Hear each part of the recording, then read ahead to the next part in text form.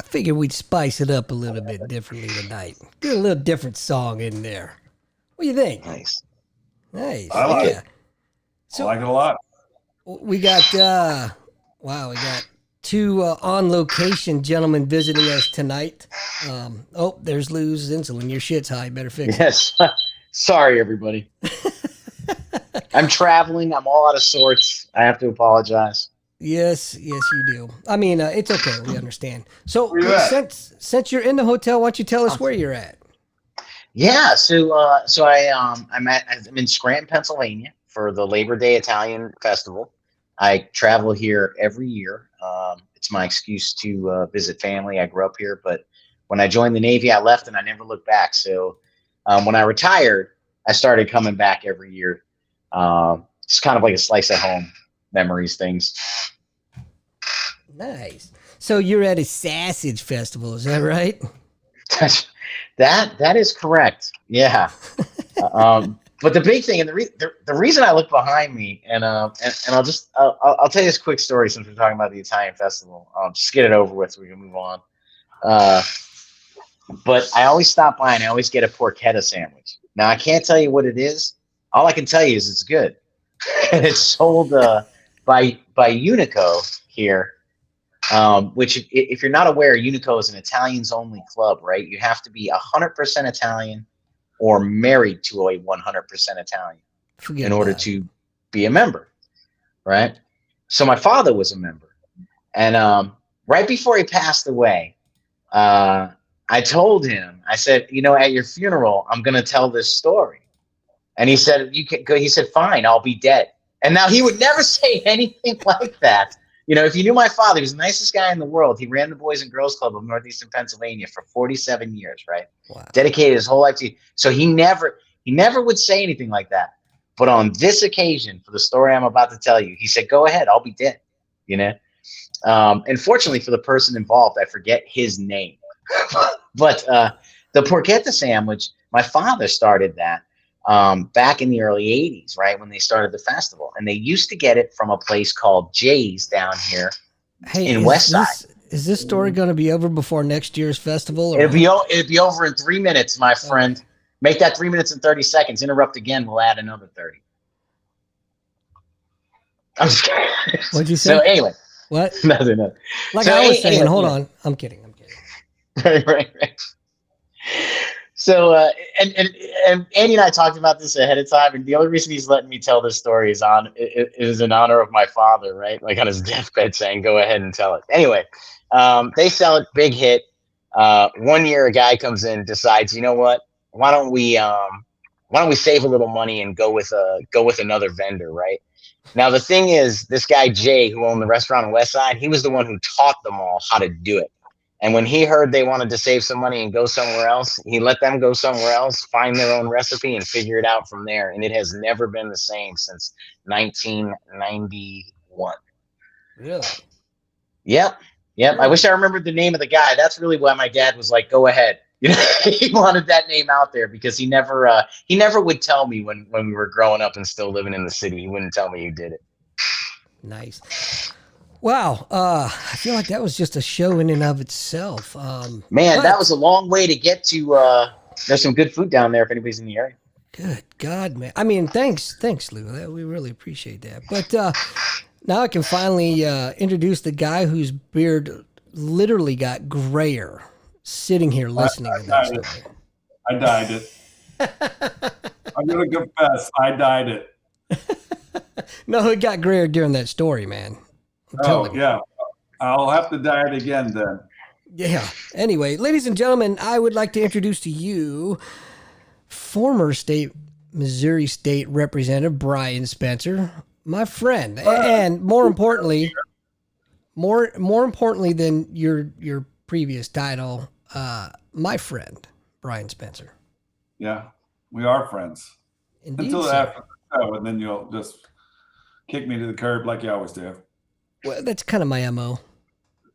It's what I do. Well, thanks for having me on. Thank you very much. I enjoy this. We appreciate you coming on. As you can tell, we have a brand new format for the show, brand new co-host, and we're trying to keep it a little more family friendly, but we're failing. Um, I've already slipped a couple times tonight, but we're working on it and we're getting better. We're getting better. But there's one thing in particular with you being a stellar politician that you are that I want to cover with you. But before I get there, what's that? I'm a recovering politician. Yeah, Right? don't interrupt again. Uh, listen, first I want to give you the opportunity to kind of introduce yourself to the folks that may not know, because we have folks listening, at least the ones that pay, outside of Missouri. So please, sir, the floor is yours. Well, how far back do you want me to go? I can go back from my childhood living on a farm in Rolla, Missouri. Let's not pull a Lou. Yeah. So I am a teacher by trade. I've taught for 32 years. I am the current Florida Teacher of the Year in the Mars Smart program. Yeah, I'm very proud Congratulations, of sir. that because I only taught in Missouri for one of the 32 years. The rest of them I taught in Missouri for 31 years. I ran for state rep in 2012. I was sworn in at 2013. Now I'm sworn at. I did my entire That's right. 8 years.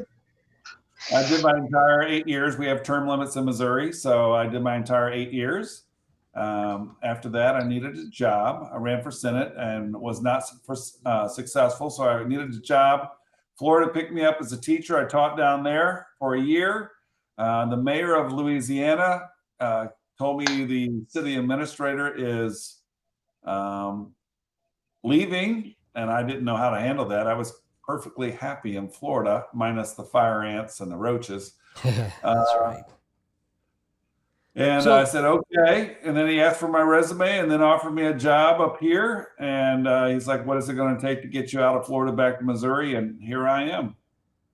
that's what I just wanted to clarify Louisiana, Missouri, in case folks get a Louisiana, little bit confused. Missouri. Yeah, right.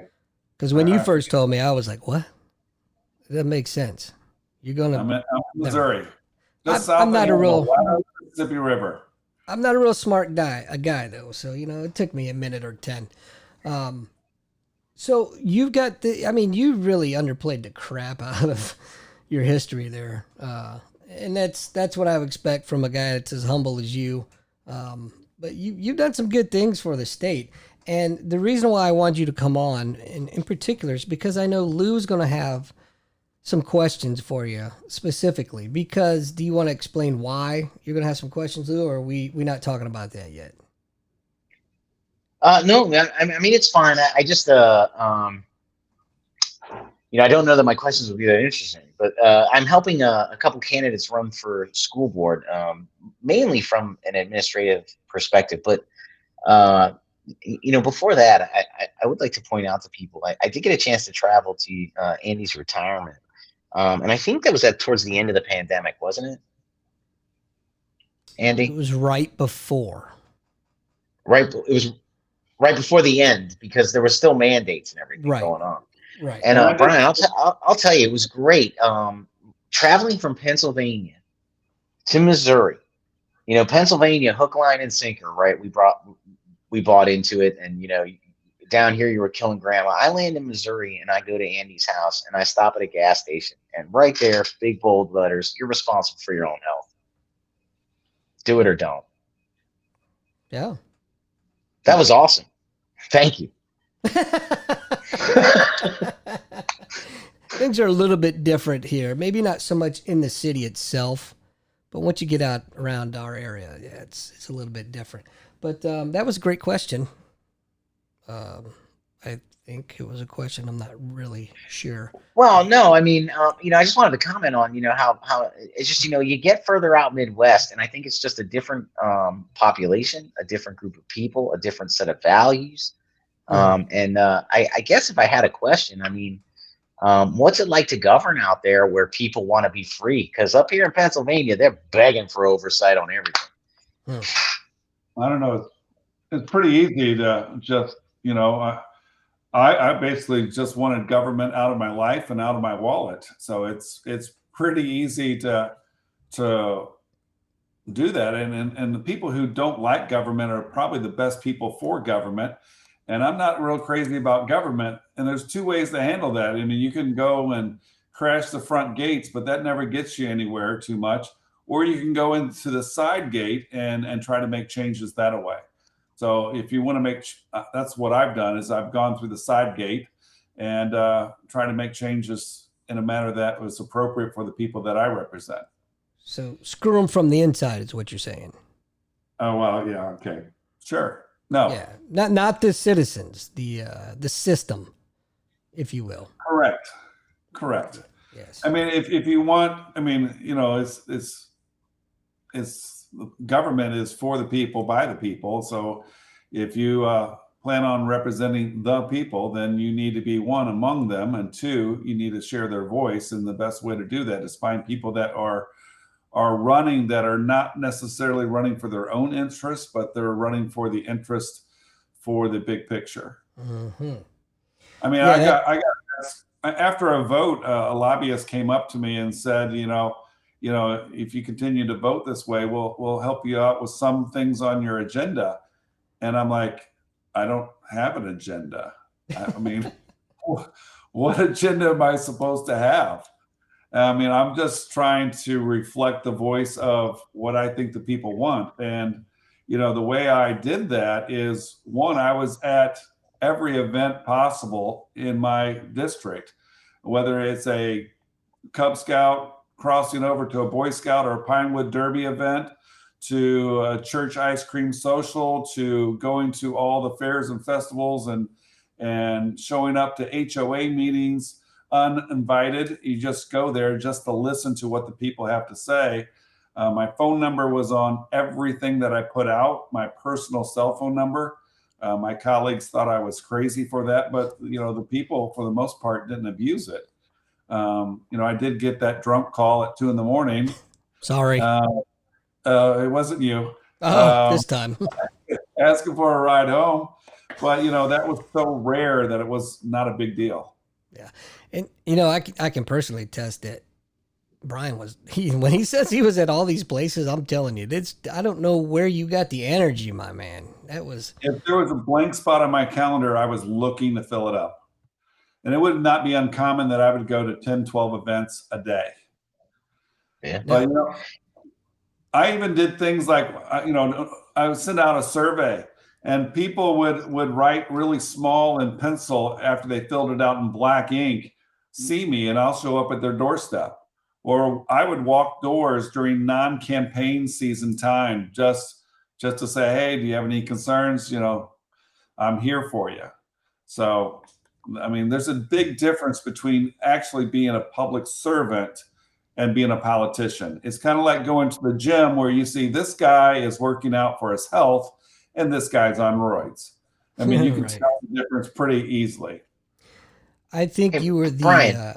Oh, I think you were the true definition of a grassroots campaign politician. And I use the term politician loosely, but he was on the streets, man. He The was lobbyists doing it. hated it. The lobbyists absolutely. I wasn't for sale. And they got to the point where they wouldn't even bother coming by my office because I wasn't for sale. I was more interested in the constituents and regular people coming in, even if they didn't like my voting record. I mean, I had people on the opposite parties like, you don't stand for anything that I believe in, but you have a conversation with me and you let me know how you're thinking. And so I'm going to support you because I see how much effort you put into it. Lou, did you have a question? I did. Thank you. So I had an opportunity to read George Stephanopoulos' book, and he was talking about when they got to the White House, and you have these dreams of what you're going to do, what you campaigned on, all this stuff. And he said, and then they get there, and it took 2 weeks to figure out how to use the phones. Like these small things that put the brakes on. And then what he said that I thought was interesting was he said the first 3 months, and he talked about in his book, the first 3 months Clinton was in the office, he would walk in regularly with Clinton cursing because those first 3 months, everybody was coming in, senators, congressmen, everyone saying, "Hey, I'm your swing vote. I have the real power here." And he said that was in the president's office. So the reason I bring that up is not for anything like deep or sordid, but when you got there, is there anything that you can think of, whether it's funny or serious, that you were like, "Whoa, I had no idea that was like that"? Well, actually, I was one of the few freshmen, because normally freshmen don't pass anything. Usually it's the first term is you're finding out where the bathroom is and where the committee hearing rooms are. Your second term, you got the system and you're testing it out. Your second term is your third term is your most effective. And the fourth term, you're a lame duck because we have term limits that nobody cares about you. So you just make noise. That makes sense. And I was luckily my first term, my first year, I passed 8 bills because I knew the inner workings already, and I Right. knew how to go through. And after I passed 8 bills, the Speaker of the House called me into his office. Was like, "You had a really successful year. What did you do?" And so I told him what I did. Big mistake. And my next year, that was all shut down. Oh boy. Yep. Because they like to have control over what crosses the finish line. And Yeah. I just bypass some things like committee meetings and just throw amendments on at the end. Yeah. And it's like, "Oh, you did that, or you figured that out quick, didn't you?" I'm like, "Yep, I sure did." I just have my Yeah. bill and I watch what other bills are and find that it's related to the same chapter. And as soon as I find a connection that I can make it germane, I just attached it on and let it ride.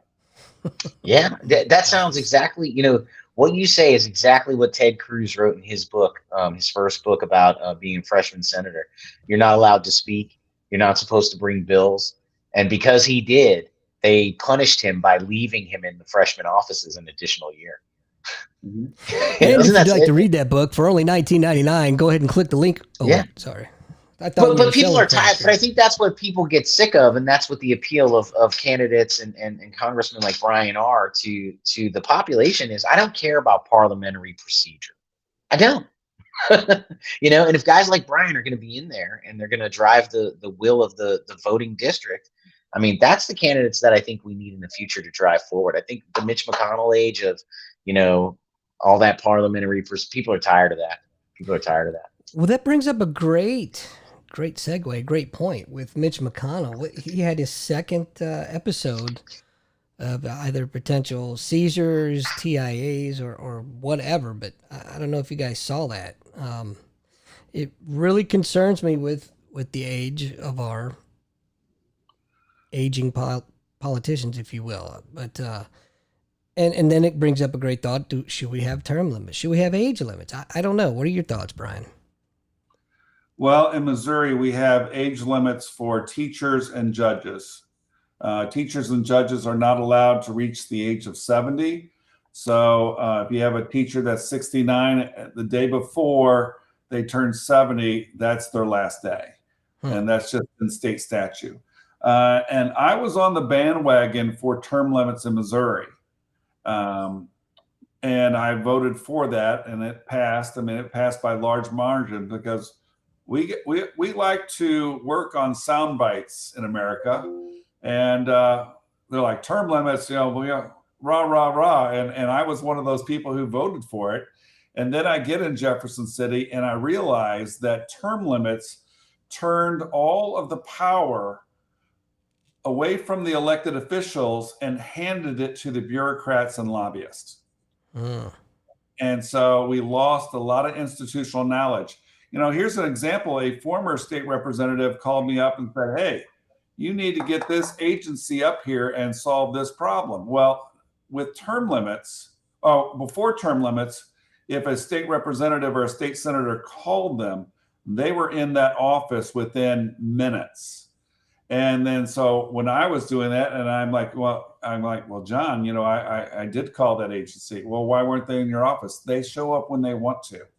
They'll be by maybe in a day or two or a week, and that kind of stuff. Or they'll ask, what is it regarding? And you tell them, then they decide not to show up at all.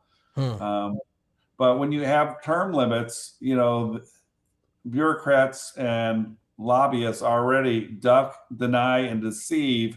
And once you figure out they're lying, you're at the end of your terms and you're out. And so they get a new batch of freshmen in every year, and that's a new group that they need to duck, deny, and deceive before they're found out by your junior, senior year. You find out what they're doing, that they have been lying to you or manipulating you, and then it's too late. They just continue the pattern. So I'm not for term limits. We actually are supposed to have elections, and elections are term limits. Unfortunately, the way the money has gotten into the system, when I ran for state senate, I was the front runner for a while until a good friend of mine, Mike Carter, jumped in the race, which I told him we would split the vote and hand it to Travis. So we had, Mike Carter dumping at 1.3 million in it. And then we had, and losing. And then we had Travis with all of his daddy is a lobbyist, and he worked for the pharmaceuticals and stuff. So he had his fair share of lobbyists. And then you have my $150,000 of regular people's $10, $20, $100 checks, which I don't believe I got a check from you, Andy. Just saying. Consider it payment for all the behind the scenes work. Oh, that's true. But I need some cash too. You and me both, brother. Who you kidding? You seen who I'm married to? Yes, and you got a couple of kids. Yeah, money. Kids are expensive. Gee, tell me about it. Especially the only two that I have that I know of. These two knuckleheads. Speaking. Oh, that brings up a great point. Today is that's my why son's I'll never birthday. do 23andMe. Yeah, right. Today is She has 3 kids. Who, my wife? Yeah. Maybe. She said I'm not paying for them suckers, I'll tell you that. He told me that, she has 2 kids and then she adopted one older male child. Well, there's probably a lot of truth to that, but I'm sticking to my guns on that. I only have 2 that I know of. And he identifies as a baby. I do. Genetics are. Never mind. Anyway, today's Liam's birthday. He turned 12 today. So happy birthday, wow. Liam. Yep. That is awesome. Happy birthday, Liam. Almost official teenager. Well, Isabella, is 17 months older than he is, and she's already crossed that threshold. And I don't know if either one of them will see 14 or not. I'm sure he's still out on that one. Depends on how they act. But hey, I've been, I get on YouTube all the time. I'm on YouTube. I attend YouTube University regularly. I've gotten many degrees from them. But what keeps popping across my feed, and I'm not sure why, is all these videos, a lot of the short videos, some are even longer, 20, 30 minutes, but specifically Black Men for Trump. And it's funny that I see all of these videos on my YouTube. These guys are out there supporting Trump, and they're giving their reasons why, and they're very valid and solid reasons. But it's so funny and it's so ironic that you don't hear any of that on the mainstream news. Isn't that crazy? As far as I know, mainstream media says that there's no chance in hell that Trump gets the black vote. Well, the problem is the media is probably an extension of the Democratic Party. No. They've all chosen side, and so Trump is trying to find ways to get his message out. I'm kind of in the same boat with Trump. I don't believe Biden won. I really don't. I mean, if you look at how many people attended all those rallies versus Biden's rally of 30 people or 100 people, I just don't. But were they vaccinated? I have no idea. Doesn't it sound ridiculous when you say it out loud? It sounds ridiculous. But 2 years ago, just to remind the population, because they're talking about it again. 2 years ago, that I'm was the glad you said conversation that. piece. I'm glad you Well, I said that mean, we already have because areas that are starting to vaccinate again. So, yes, it's election season, of course. yeah. Don't pay attention to what's going on over here. Look at this right here. I had somebody. I'll tell you guys. I had somebody the other day talking about how a tree fell on their barn, like their little shed barn where the grass, and they were talking about how bad it was. And I told them, I was like, man, I know what you're saying. I was giving a speech the other day, and my house was struck by lightning, and I almost lost my '57 Chevy and cat. And he like looked at And me, cat. and I was like, "Yeah, it sounds dumb, doesn't it?" Wow, it's when you say it out loud, it sounds worse, doesn't it? That guy's got to go, man. I can't believe people sit here and say he's restored honor to the U.S. Where? Right, and the economy's doing so great. Yeah. I got six I- grandchildren, right, and they're all doing well. Wait, 7. Wait, no, 5. Well, you know what they say. Cocaine. You know, But I do. I started repeating this guy's lines back to people, and they look at me. But go ahead, Brian. I'm sorry. You know, it's funny that, before Obama left office, he said it would be great to have a third term whenever he could sit in his basement and just have a front man. And I really do believe he was telling the truth then, because I think that's what we got now. And the Democrat Party and his handlers fear the moment that he goes off script. Oh God, yes. Every morning. So, Brian, I don't know if you. This is a great way to talk about it right here. Are you familiar with the radio station that's been started up in St. Louis about 2 years ago? News Talk STL. Is that 94.1? Yes. Or is that 93.3? No, it's the 94.1, I believe, and the 101.9. Okay. Yes, I'm familiar. I've been on it a few times. Excellent. Well, I've got a spot that you need to jump on there again, but we'll talk about that in a minute. Anyway, I listen to Vic and Ken in the mornings, most mornings, and it's funny that the numerous, and it's a different clip every time, but the numerous clips of Biden just stumbling all over his words, and if it wasn't so sad, it would be hilarious. Yeah, it would be. Now, 93.3, the Real Talk, Real American Talk, they're looking for a patriotic host right now. Kelly Brazel has stepped down, and they're looking for someone to fill her spot. So you might want to reach out. Well, yeah, because when I was in a pool, I learned about little kids rubbing my legs, and I'd be great for the radio because. Well, I'll have to get with you offline and get that info. But a buddy of mine named Todd Showalter, he does a show on Saturday evenings at 5 p.m. on News Talk STL, and it's The Right Mind with Todd Showalter, and he's very interested in getting you as a guest. He's a very nice guy. Yeah. I would be happy to come on. Just let me know. Well, the great part is he'll ask you a question. You might get about 2-3 seconds to answer it, and then he'll take over and he'll finish talking for the rest of the day. So you don't have to talk much. Oh, well, I'll have to fight my way in there. It's amazing how some communities, they feel like if they over talk you, they've won. Not necessarily if they have the right information. If they just over talk you, then you won. I mean, the niceties of you talk, then I talk, the normal conversation, that's out the window. No, he doesn't do it on purpose. He just gets on a roll and he goes. But he'll catch himself and he'll give you the opportunity to speak. He's a hell of a nice guy, man. He's super funny. He's actually a political cartoonist in his real job. But what you see and what you hear on the radio is exactly what you're going to see and hear in real life. And Lou knows that firsthand.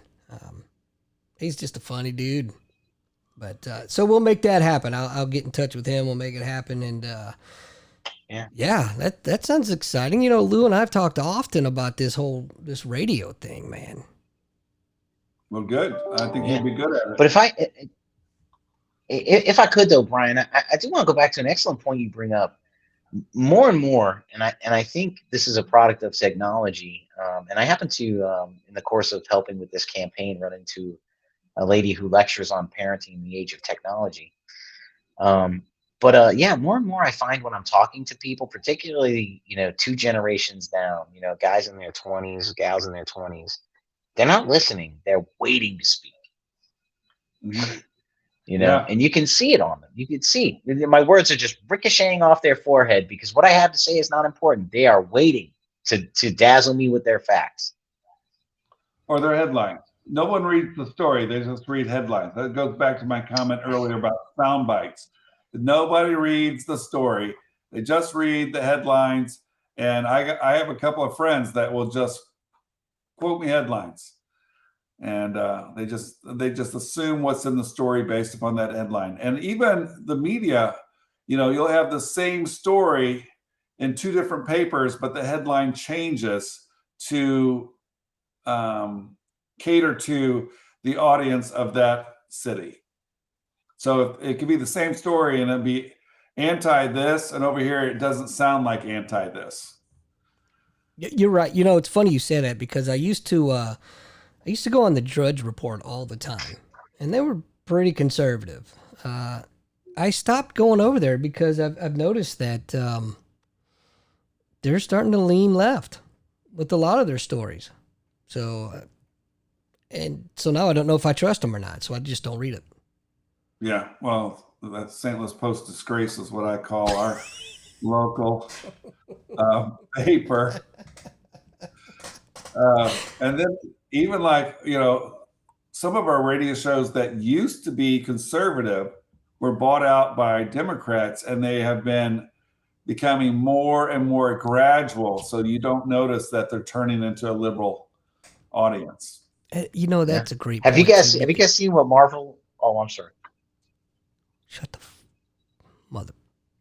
I need one of them dump buttons. But anyway, go ahead, Lou, because now I just lost my train of thought. Thanks, buddy. Well, I'm sorry, you guys are on a very interesting topic, and I wanted to, ask about, like, have you seen what they did to the Punisher on Marvel? Like when you talk about being bought out by woke people, being Wait a replaced by minute. woke people. Wait a minute. Wait a minute. You just said we're on a very serious topic, and you bring up Marvel. Yeah, well, they because the artists had to go get crowdfunded. What they did to the Punisher, Oh, so jeez. the whole story of the Punisher was the everyman who family killed, Vietnam vet, and was just going out waxing mob types, right? Mob and cartels. Right. Okay, so apparently, according to Marvel, over the last 3 years, he represents a problematic fan base. So they brought his wife back from the dead to condemn him, like over issues, like and then had the Avengers do an intervention, and then they killed him For to for get rid of the what? conservative fan base, For to get rid of the toxic conservative fan base of the masculinity. Punisher. Yeah. Yes, exactly. They said they brought his wife back from the dead to divorce him and say she didn't approve of anything he did. Like they basically wrecked the character to get rid of the fan base, and it was a woke move. So they started their own comic called American Patriot that I was able to help crowdfund. It's actually pretty good. They said if the Punisher were alive today, he'd be on the border, and that's what it is. Punisher on the border. Is that an actual man, or is it one of those Ken doll looking things? Oh, the new one. Yeah. The new one's pretty nice. Okay. Because we've lost masculinity Yes, nowadays. yes. And Men that's are why they went and made. They had to get crowdfunded. because men are not allowed to be men anymore. They are in this house. As a matter of fact, it's required. Mm-hmm. So, sorry, Brian can't come over anymore. But wait a minute. Wait a minute. That's terrible. What what I love about talking with Brian is that when I see him when he's working, right? All these people are they're like serious with him, and it's so like it's almost an uptight conversation with a lot of folks, right? So I have to make sure that I take it upon myself to ensure that Brian is down to earth by just messing with him as often as I can. Keep him humble. That's what I say. Yeah. That's why I go sit in a corner, rock, and sing nursery rhymes half the time after I leave your house. Well, you gotta do what you gotta do, man. I didn't know you could. It's always a good time. I didn't know. Never mind. I'm not even going down that freaking road at all. But so, wow, dude, I can't believe you're back, and I don't know how much you want to talk about, or how much you can talk about what your current job, what you're doing. I can talk about everything. So now I'm on the other side of the coin. I'm not an elected official. I am a bureaucrat. Oh boy. I'm working as a city administrator for the city of Louisiana. And so I'm in charge of the police department, the fire department, the water waste facility, the water treatment facility, all the streets, the parks. I mean, you name it, I'm in charge of it. And all 12 of those employees love you. No, Just kidding. no, I wish there was only 12. I'm sure you do. I'm sure you do. That's a lot, sir. That is a lot. Yeah, and this, I mean, the office manager for the waterworks, it's like, why are you still here? I'm like, have you not seen what happened? The circus that I was running today in my office? I can't get anything done because I'm too busy solving problems everywhere. And I don't have time for that. I don't have time to do my actual work. That's why I'm still here. I think it's public knowledge what you were telling me about the police chief. Is that public knowledge? The former police chief. So they were, I guess they were running a drug ring up here, and the police chief was the head drug ring leader. And I mean, this is just my interpretation of it. I mean, the court case is going on right now. Anyway, he had an individual OD in his house, and he was charged with second-degree murder. And there was 4 officers that were released because they were trying to cover it up or were part of the issue. I don't know. There's investigations of other people, like the person I took their spot, that they were involved. And so there's still investigations going on.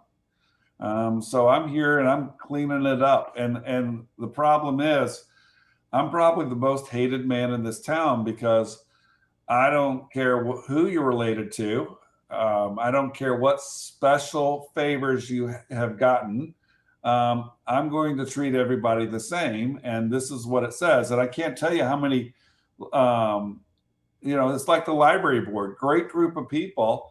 I went and asked for their checkbook. We're going to have a state audit, which I'm excited that they're coming to do a complete forensic audit of our books so I can have a clear red line where I start and the other people left. But I asked for their checkbook, and I asked for a copy of their bylaws, and I'm going through it.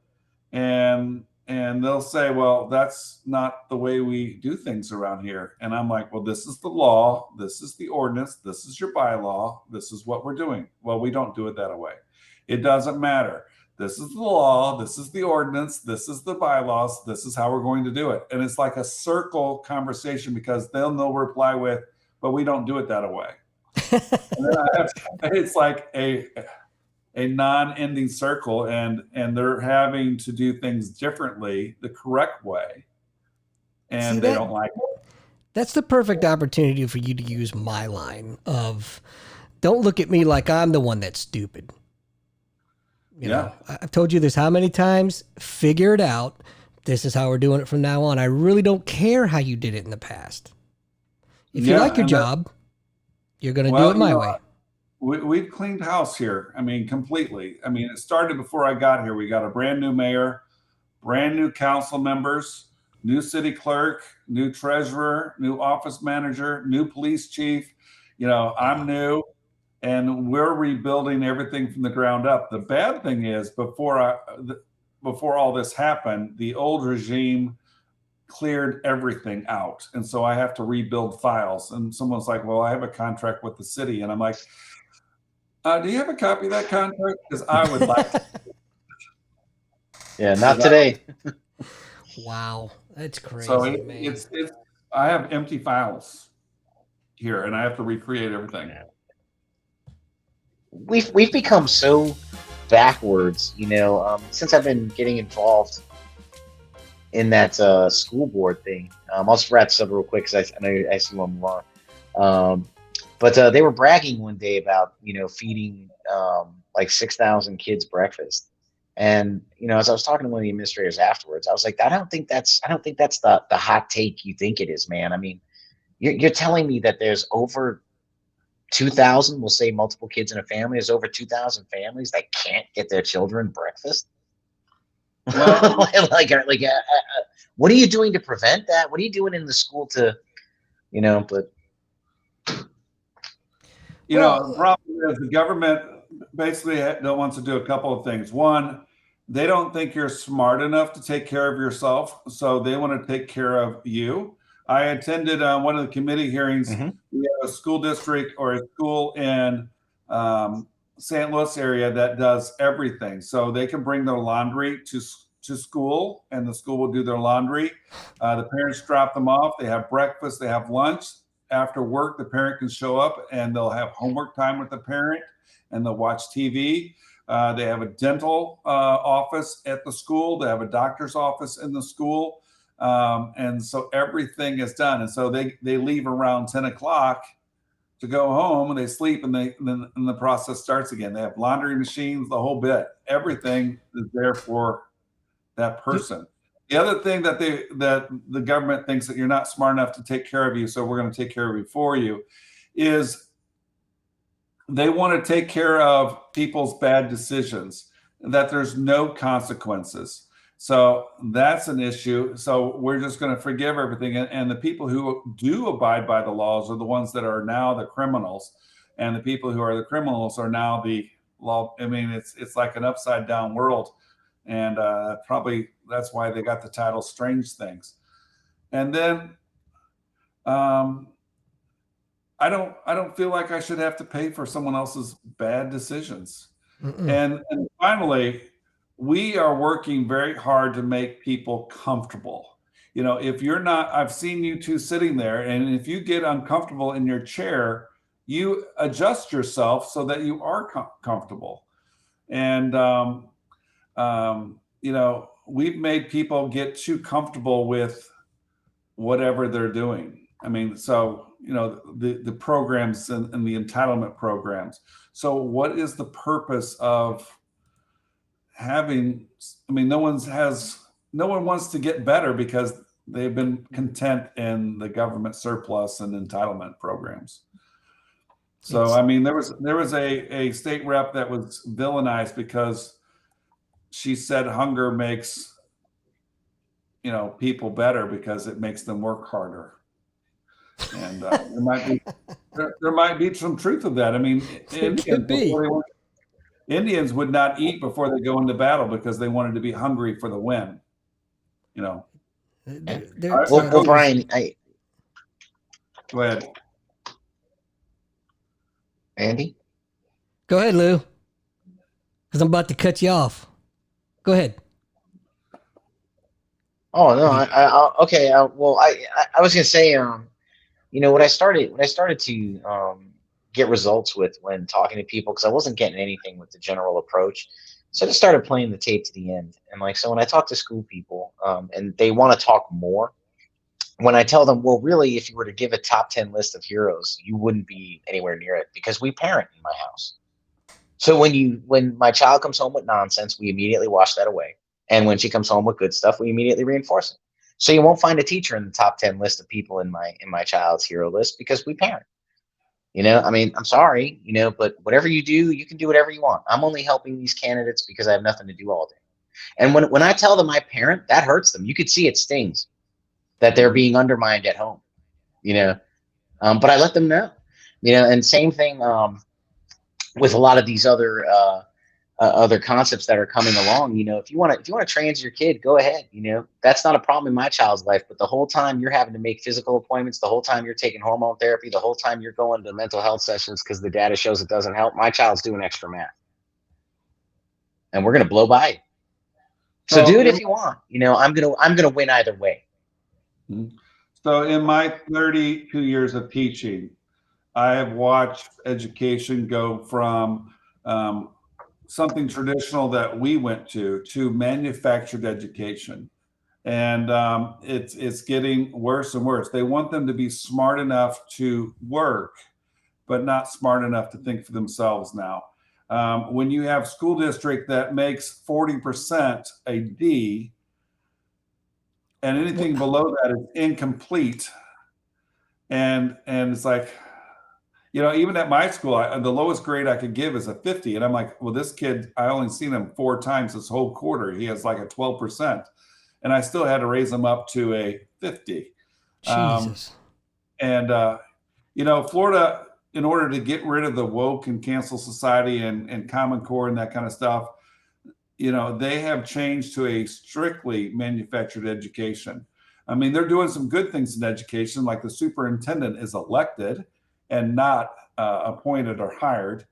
And so it's not like in St. Louis area where a superintendent is getting $500,000 payment package, $500,000 to be the superintendent, which is happening in St. Louis. They're actually elected and they have to fight for that job. But when I came into St. Louis, in Florida, I'd log in and I'd print off my script. And that's what I would read. They say, put this on the board, cover these topics, show this 4-minute and 58-second video. And, so there was really no teaching for me. It was a facilitator. And I would go off script, and they have an evaluation system, 1, 2, 3, 4. If you follow the script, you get a 3. But I would go off script a lot. And that's how I got Florida Teacher of the Year. And I'd get all these innovatives over here. So I got a lot of 4s for being innovative. But over here, for following the scripts, I'd get 1s and 2s. So that's how my evaluation here. At least in Missouri, we have teachers that are actually putting forth the craft of teaching. The problem is we have these rogue teachers that want to pass on their political ideology. And that's an issue. So Florida got rid of that by having the manufactured education, but at the same time, you lose the craft and the skill and the connectiveness of a teacher and a student. So and you make lazy teachers. Well, you're not a teacher, you're a facilitator. Concur. Yeah, totally. But with AI, they may get rid of teachers altogether. It's listed under the dying careers. And right now they can't get enough teachers because they're trying to wash them out. What a shame. And there is no standards for teachers. They made it too high to become a teacher, and then now they're making it too low and taking anybody off the street to teach. And then you have and Troops to Teachers. I'll tell you, is the worst program I've ever looked at. Like I looked into Troops to Teachers, for converting my military experience to teachers, and it was a program that was set up for political points. It got their points, and now everybody's forgotten about it. Most states don't even know. It took me 3 weeks to find the administrator in Pennsylvania to get the answer that I don't qualify because my degree isn't in math or engineering. Well, nowadays, you don't even need that. All you need the high school diploma for some grades. In Florida and some other states that have a shortage of elementary teachers, all you need is a high school diploma. Damn. It makes you really want to consider homeschooling, Well, homeschooling and private schools are up. And so what's left at the public school is everything left over. But the thing in Florida is they have open enrollment, and in Missouri we don't have that. They have the vouchers in Florida. We don't have that in Missouri. The thing about the voucher system and open enrollment, it allows parents to be the ultimate decision maker. So you can sign your kid up for this school, and if it doesn't work out, you can at the semester you can change them to another school, providing that you provide the transportation for them. So that's good. I mean, here in Missouri, if you talk about open enrollment, it's Armageddon. They think it's going to kill public school education, and that hasn't happened in other states. So again, I don't understand the logic of it, but so be it. But hey, guess what? It's that time of the show. We've come to that segment of our veterans helping veterans, and this week is the organization that I'm going to highlight has a special place in my heart. And the organization is Canine Heroes Haven. So this organization here, what they do is they take military working dogs that are overseas and they find adoption homes for them. And it's a very specific vetting process. It's a pretty long packet that you have to fill out. And why, you may ask, is this place so special to me? And it's simply because this is where I got Alma from. So those of you that know, I have a service dog, a wonderful Belgian Malinois who did 6 years in Iraq and as a bomb detection dog, and now she helps me out with my craziness. But yeah, check them out, Canine Heroes Haven. They're super easy to find on the web. They do a wonderful, wonderful job of finding homes for these animals. And let's face it, these animals are true American heroes, and these animals have done more for this country than 99% of Americans, I would say. There are exclusions, of course, but these dogs put their lives on the line, just like the military and our first responders do. And it's impossible to tell how many lives they've saved, but I guarantee it's in the hundreds, if not thousands. So check them out, Canine Heroes Haven. Can we have a part 2 to the veterans call outs? And this might be for you, Lou, since you got kids. The VFW does 2 programs. They have a Patriots Pen essay writing contest, and then they have a Voice of Democracy contest. The Voice of Democracy is for high school kids. The Patriots Pens for 6th through 8th grade. I don't know how old your kids are, but it's a good way for you to earn some scholarship money to like a 2 or 4 year college or a technical school program.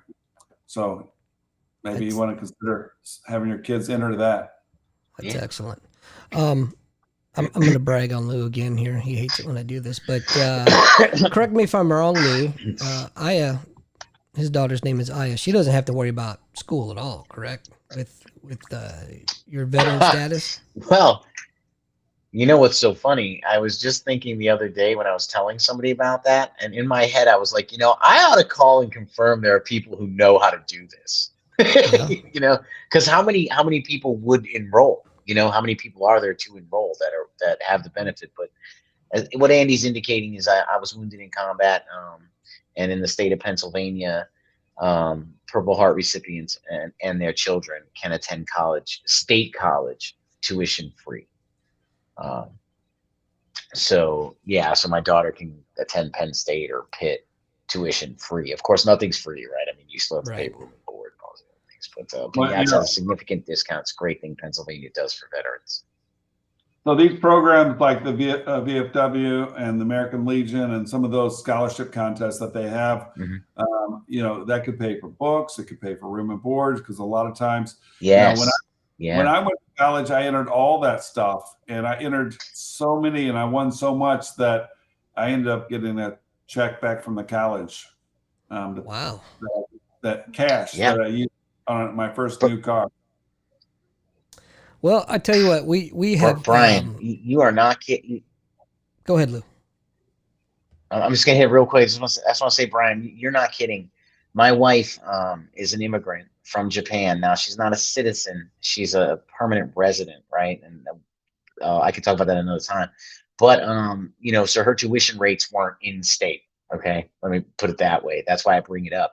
But she applied and got a book and applied for every scholarship that she would qualify for, to include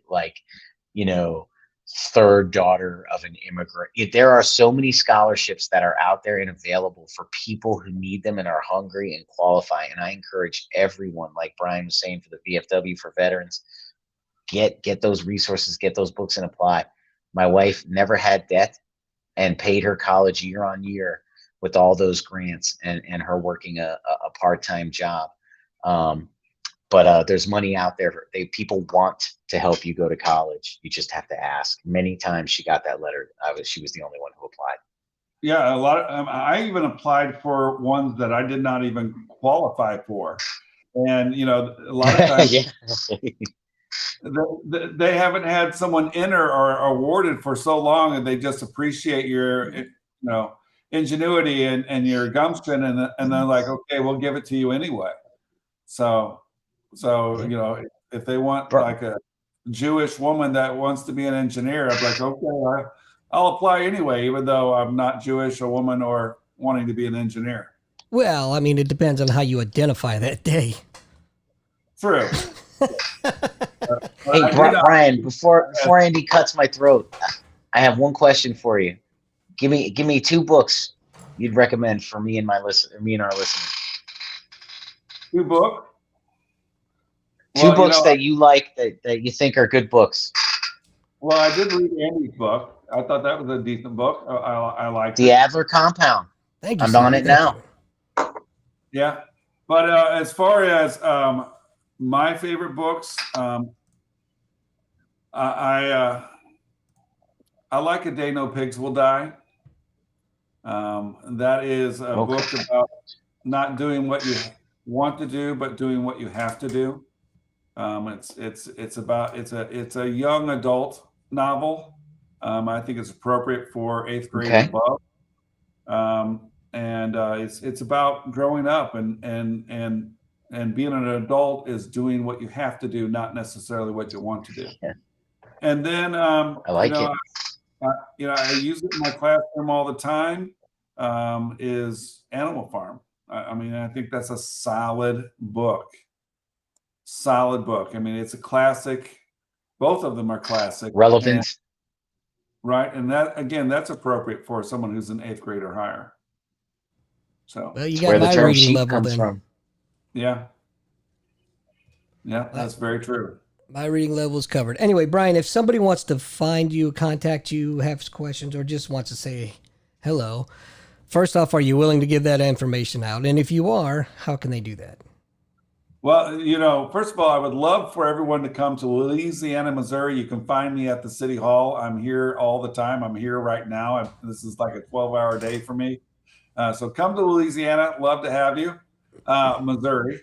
And then you're welcome to call me at 314-740-1050, or they can email me at cityadmin@louisianamo.gov.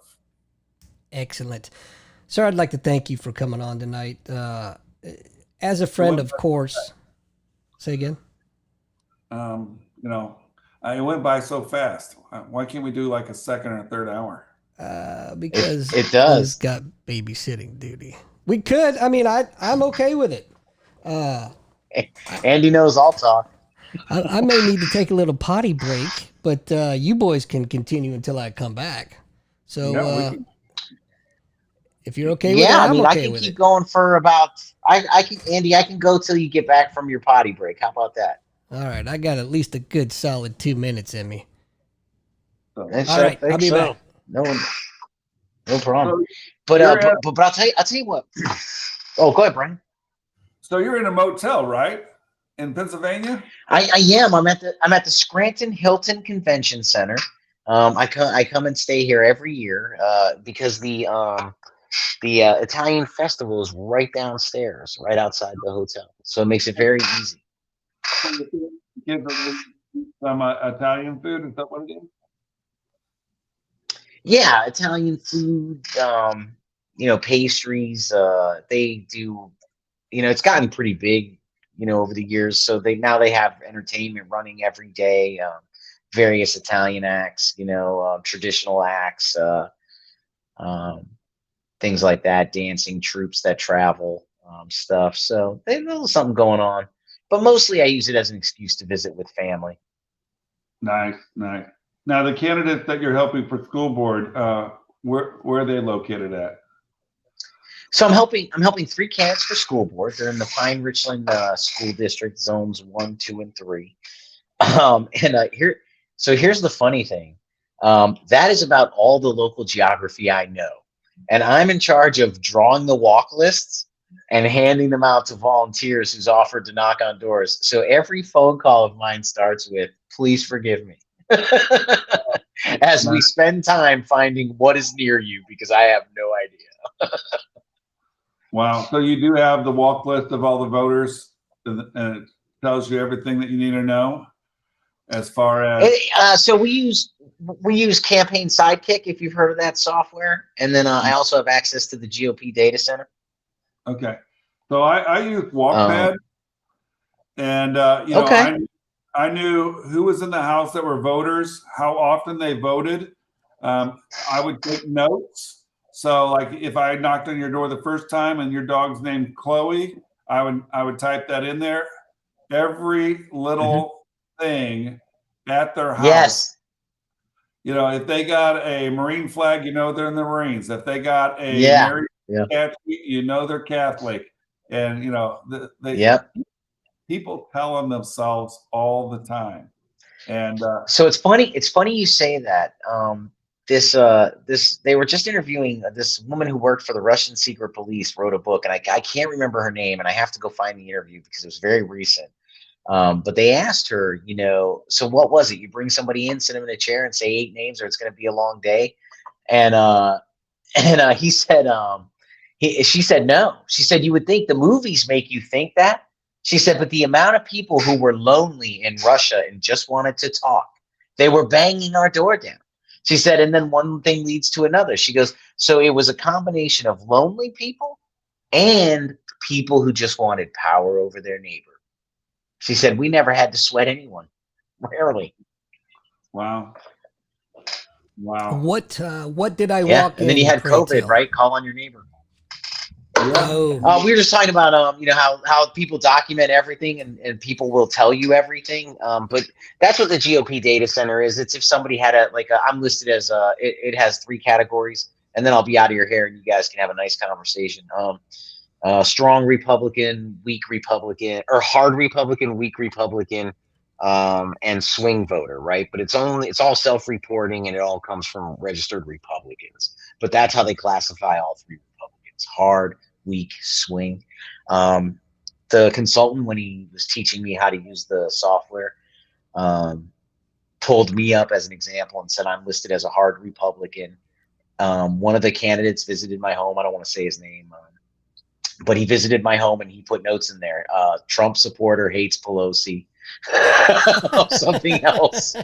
And the consultant, what was the funniest part though, was the consultant's looking at it and he's like, yeah, see here, you were visited by so-and-so. He says, Trump supporter, hates Pelosi. He's like, yeah, you have the markers if you want to run in 4 years for school board. I mean, that's usually how it goes. You help them in 4 years you run. I mean, we'll give you money.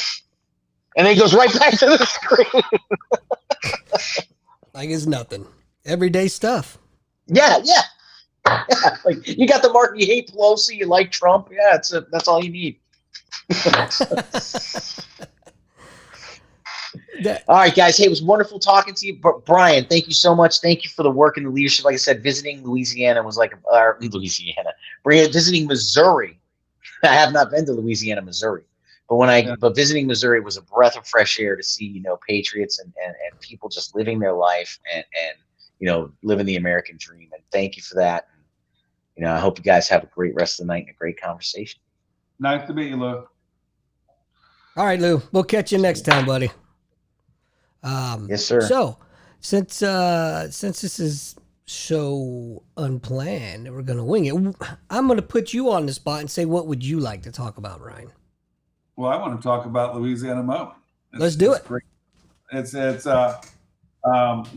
talked a little bit about the turmoil that we've had in Louisiana, and the good thing is after everything blows up and then you come in, it's nice to rebuild a city and start to see people being neighbors again, people participating. I'm out recruiting investors to invest in the city again. I mean, we got a Dairy Queen and a Hardee's, but no McDonald's. We have no McDonald's here. We got a grocery store, bowling alley, a hospital, and I'm trying to bring in some factory works because everyone here seems to drive an hour away to St. Louis to work, wow. which we don't pay very much up here, but they're willing to take a $3-4 an hour cut in order not to do that 2-hour drive every day, an hour there and an hour back. So we have a pretty good workforce here. It's just that I need to bring some jobs in so they will stay home. And I'm working on a couple of factories. One down by you, there's a big beef packing plant that's scheduled to come in Forestell, Missouri. And Okay. we got a company that's looking to come here, and they're going to take the renderings from that cow and turn it into puppy treats and beef protein meal for animal feed. So your dog food and that kind of stuff.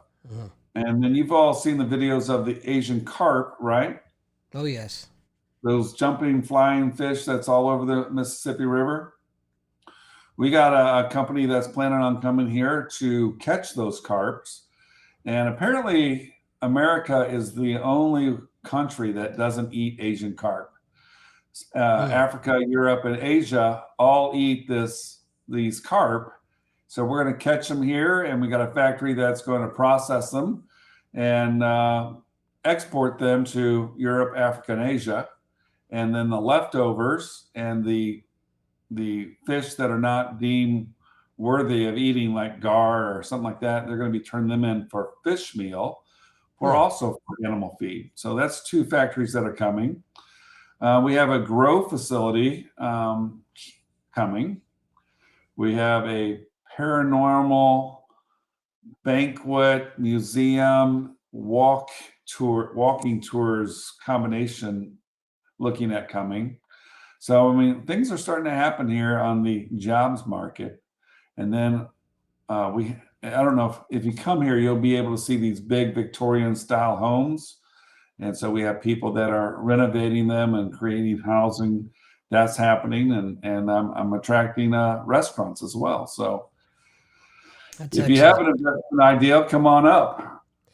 Come on up. I'm going to come see you regardless, just because. But yeah, I think it's fascinating. Not only are you pulling this city out of the fire, but you are rebuilding and growing.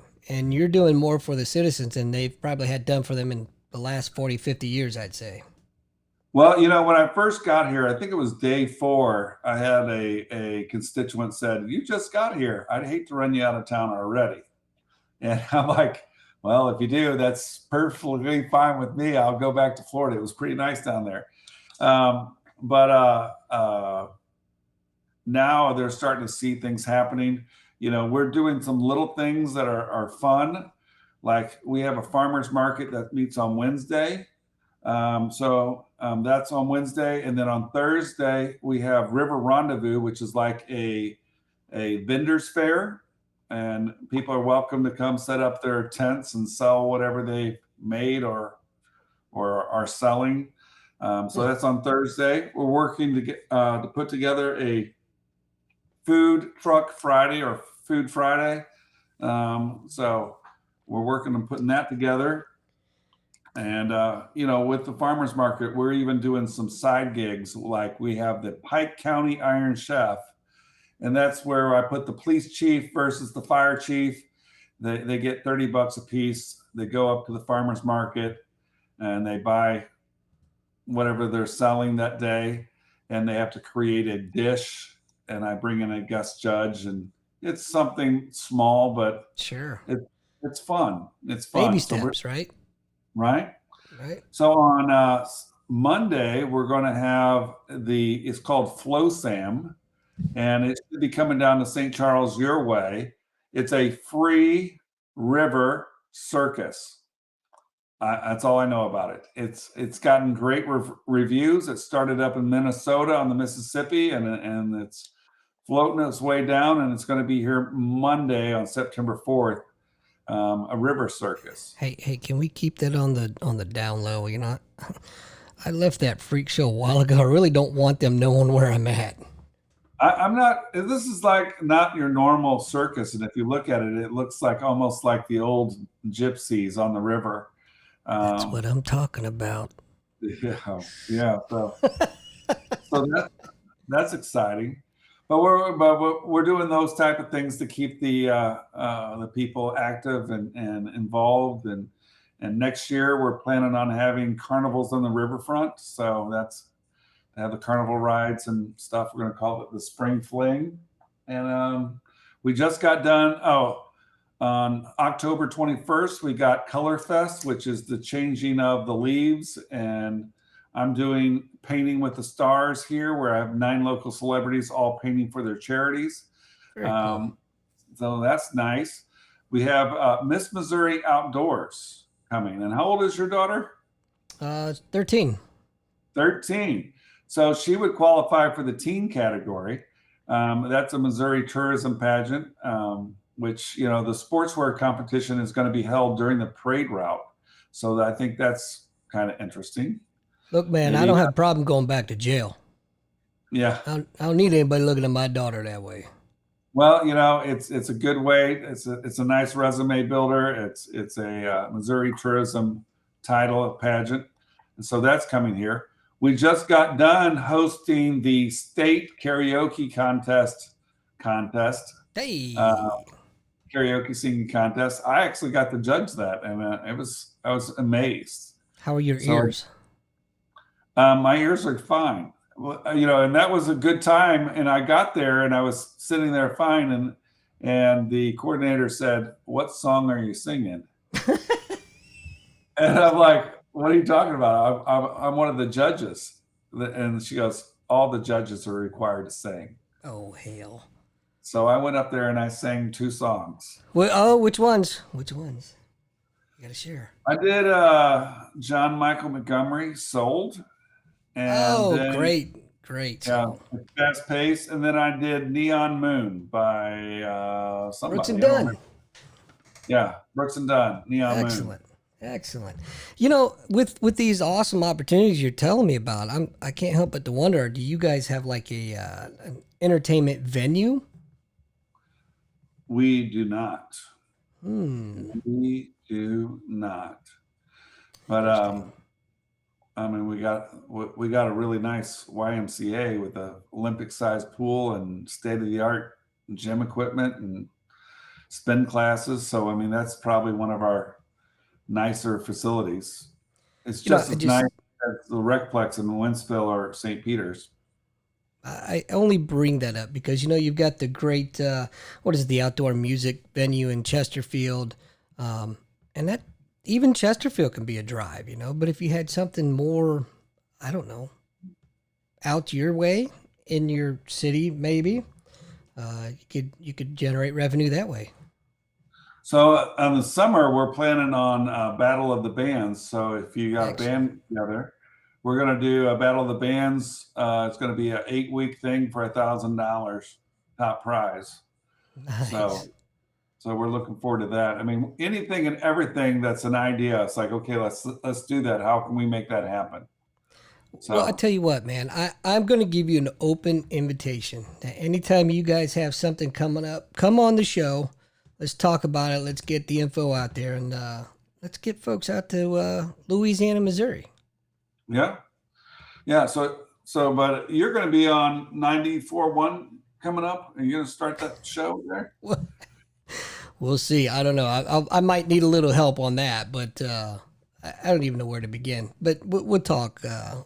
We'll talk offline because I don't want to give the competition an edge, if you know what I mean. Right. Well, there's other opportunities out there too that I can hook you up with. I think that's probably my biggest trait is connecting dots for people. You want to do this? They need someone to do that. Hey, I need to get you two together. Well, let's make it happen now. Is it a once a week show? Is that what it is? Or is it for 93.1? Yes. It's an everyday 5 days a week. Okay. Because I don't know if I told you or not, but I went back to school. Did you? I just started 2 weeks ago, I guess. And I'm getting my master's in human services with an emphasis on counseling and life coaching. So, but with that being said, I'm not going to work. I'm getting that because, you know, I'm heavily involved with the Wounded Warrior Umpire Academy. Right. And you're doing lots of baseball games, aren't you? Yeah, I sure did this year. Won't be doing that many. It's softball season in Missouri. It is, and I don't do softball. Don't enjoy it, have no desire. want nothing to do with it. But my goal is with this degree is, again, I'm not going to work, but I just wanted it to put more tools in the toolbox, if you will, so that I can help the veterans with this program, because I am a firm believer, I 100% believe that peer-to-peer counseling in a lot of ways can be just as effective, if not more effective, than the traditional route of a counselor/client. So that's my goal with the program. Right. But the nice Well, thing is, I'm sorry to cut you off. I bring that up because if I were to get lucky enough to fall into this gig, it's all online schooling, so I'm good to go either way. right. So I know the veterans programs in Warren County and St. Charles County, they like to bring the replica of the Vietnam Memorial Wall to the area. I know Yes. the VFW program that I was with in Wentzville brought it to Wentzville one year, and that's open 24/7. And it's amazing how you have veterans who are struggling, or veterans who are trying to find closures, that will show up at 2, 3 in the morning just to be there, to pray, to cry, um, and would need comfort. And so you getting that degree would probably do a great service for those guys. I tell you what I'd be willing to do. I'd be willing to go out there and throw up a tent and stay out there and just be there for people that know that need it. And you know what? I'm getting this particular degree, but I do have pretty extensive history experience in the mental health arena. This is just one more tool, and I'd be more than honored to go out there. So if you hear of it coming back, please let me know, because as a 100% disabled veteran myself, I get what these guys are going through, and that's what makes the peer-to-peer counseling so effective. Yeah. And, someone like me, I mean, I've worked in a psychiatric center when I was a teacher as a part-time gig after school. And there's only so much I could do because I was not trained in that facility, and having someone that's trained, I mean, because all I could do was listen. And I knew giving advice was probably not a wise thing for me. Yeah. But you know what? I won't even say sometimes. I'll say a lot of times that's all people need. They just need somebody to listen. And I tell you, from a traditional mental health counselor role, if you can't connect with that counselor, nothing. There's no amount of counseling that you go through, therapy, that's going to have any effect at all. And I'm telling you, I'm speaking from experience, because I've fired 3 already. The VA's great. They've gotten a lot better than what they used to be. There's no doubt about that. But when you're hiring young folks, and when I say young, we're talking, mid-20s, right out of school, as counselors, as social workers, as psychologists, they've never served. Number one, they certainly don't have the experience, and 90% of your veterans are not going to trust them, and they're going to shut them down immediately. So we're kind of doing a disservice to both parties at the same time, right? We're not getting the providers the experience and the work that they need, and we're not taking care of our mental health needs of our veterans because of that whole trust factor. So, not sure where I was going with that.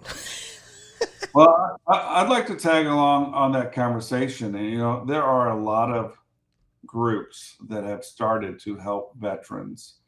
You provided one today in your spotlight, and we have the VFW, the AMVEX, the American Legion. I mean, there's lots of them out there. Wounded Warrior, the Hope, Camp Hope. There's a lot of programs out there to help veterans. And I don't know if it's a good thing to try to consolidate all of them for one big effort, or do we need a lot of different ones to, if this one doesn't reach you, maybe that one will, because I would there's say definitely keep all the separate ones, because a lot of these organizations may offer something that particularly piques the interest of that veteran.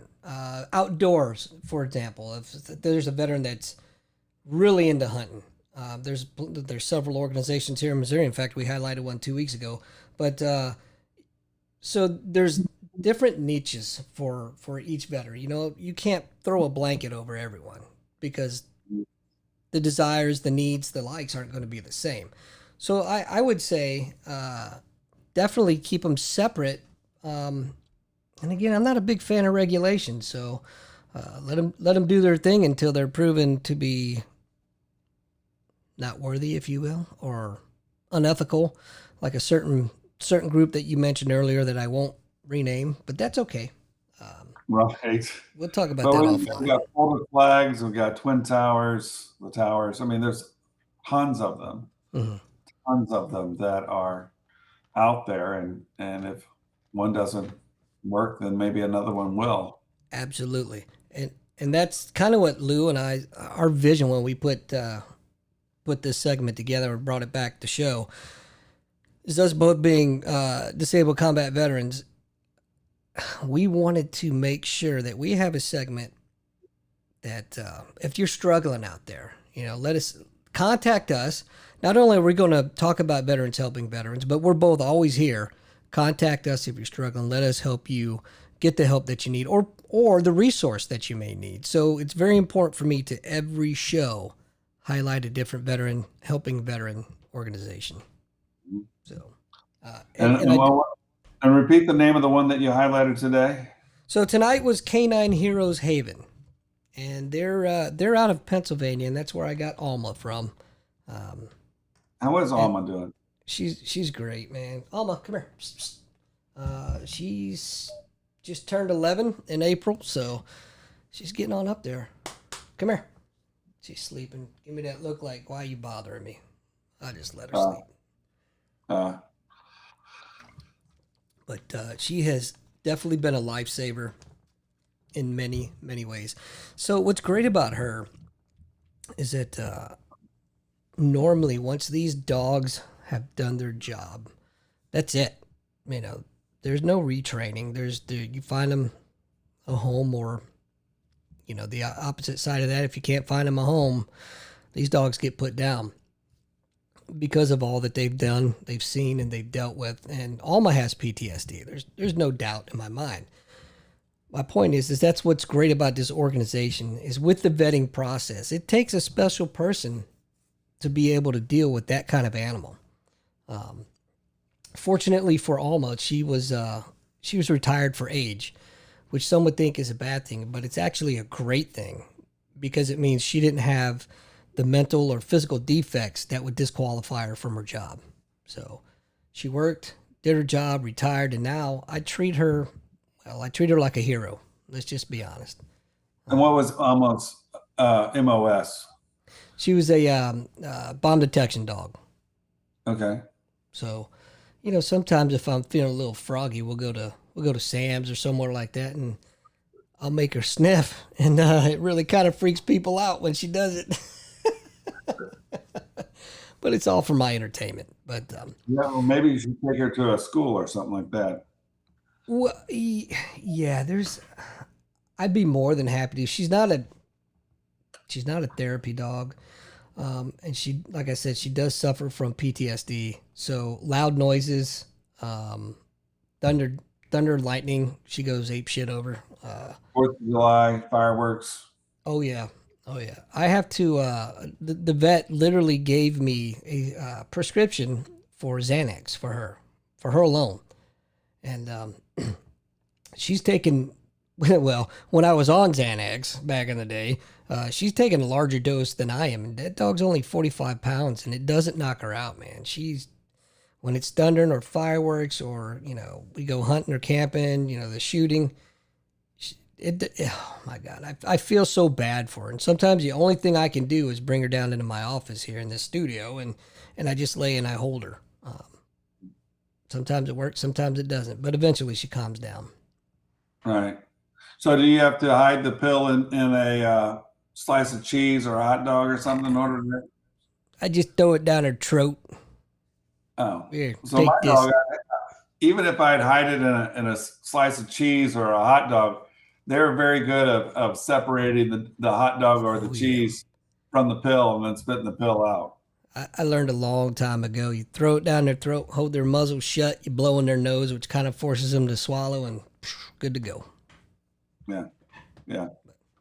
But Wow. she's a wonderful dog, and I have to highlight this is every year when I go back to Wounded Warrior Empire Academy, I'm comfortable enough that I could leave her here because of those are my brothers, and I've known them for several years now, and I'm okay with it. But I bring her anyway because I've seen how she has helped so many people at these camps that we do, both veterans and civilians. She just has this knack that she knows when you're anxious, and she will go to Now, you and she'll paw at you, make you pet her, and I'm telling you, 2 minutes later after petting her, you can't help but to feel better. So. now your camps, where are those at? So, we break them up every couple years. The last 2 years we've been in Carlisle, Pennsylvania. And this coming June, we are going back to Carlisle because it's going to be our 10-year anniversary for the organization. And Carlisle, the folks at Carlisle, I got to mention their names, Joel and Amy Culver. They run and manage the Keystone Fieldhouse, both the fields. They've got a great outdoor 4-field complex. And they also manage the indoor batting cages and whatnot. And they have been, to say that they've been supportive just doesn't do it justice. Anything that we need, anything that we want, they're there to help us out.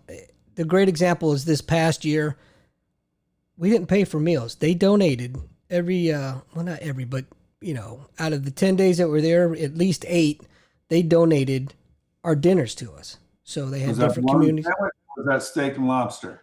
It wasn't steak and lobster, but let me tell you what, there was some, I think we had Chipotle one night.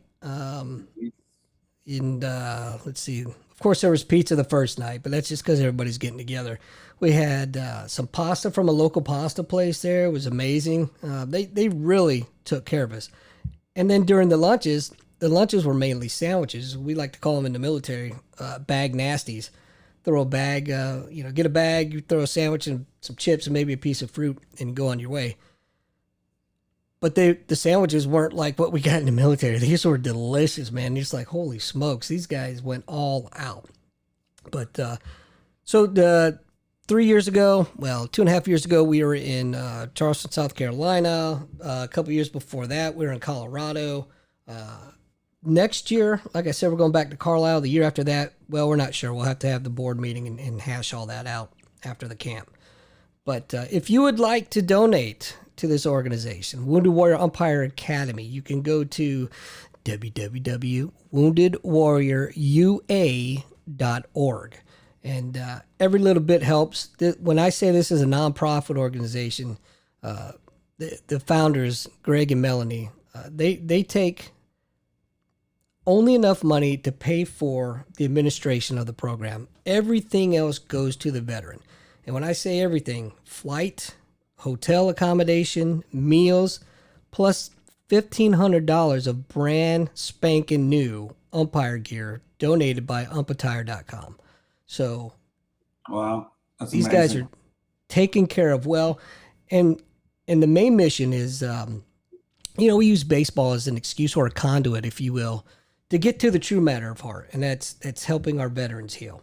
Letting them know that they're not alone. Letting them know that we're here to help them assimilate back into the civilian society and giving them a purpose and a means to provide money for themselves, because depending on when you're at, umpiring can be pretty lucrative.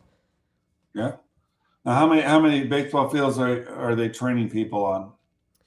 Well, it depends on the camp or the location, if you will. So I think we had 22 students this year, and we were on four different fields at the complex. So we broke them down into groups, obviously, and it's more than sufficient to be able to run the camp. And then on the days that it would rain, we'd have them inside into the batting cages, the drilling area. They had this huge area. It was kind of like basically like an infield indoors. So we were able to get folks out, run some drills and do that. But Those guys are amazing, man. Joel and Amy, we've become very close, really good friends through the last 2 years. So, big shout out to those guys. Nice, very nice. Well, we got 3 fields here, so if you want a mini camp in Louisiana, Missouri, That's not out of the realm of possibilities, because, like I said, every 2 to 3 years we try to find a new venue to go to, but we have to make sure that all the logistical issues match up. And it's about an hour from the airport from where you guys are at. well, we got the Hannibal Airport. You need a big airport or a little airport? Well, it really depends on where the individuals are coming from, because they literally come from all over the country. So, Quincy, Illinois is not that far. Hannibal's not that far. Those are smaller airports, but then again, St. Louis Airport's like an hour away. Yeah. So it's not that far. Well, right now, the problem we ran into the last 2 years is that the closest airport was Baltimore for where we're at in Carlisle, and that's a 2-hour damn drive one way. So it's Well, 1 hour from St. Louis.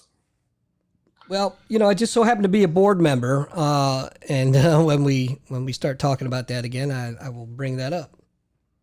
And I will be as accommodating as possible.